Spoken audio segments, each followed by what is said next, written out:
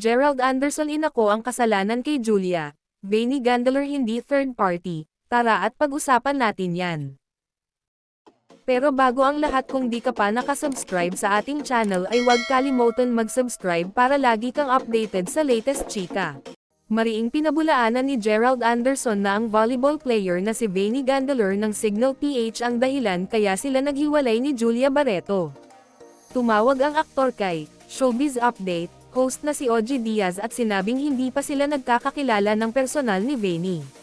Base sa report ni OG sa YouTube channel nila kahapon, tumawag sa atin si Gerald Anderson para linawin ang tungkol sa kanila ni Julia Barreto.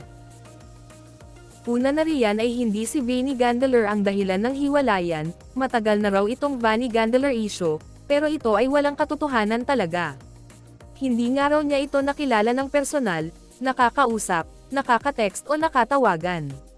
Nanunood lang daw siya ng laro ng volleyball pero para tutukan si Vanny, inilink lang siya rito. Sabi pa ni Gerald na iba ang dahilan ng hiwalayan nila ni Julia at inako rin niya na siya ang may kasalanan ng breakup nila ni Julia.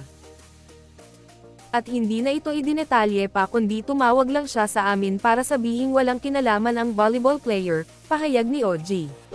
Nabanggit pang durog na si Gerald sa mga nababasa at naglalabasang isyu, saad ni OG. At dyan na po nagtatapos guys, maraming salamat sa inyong panonood.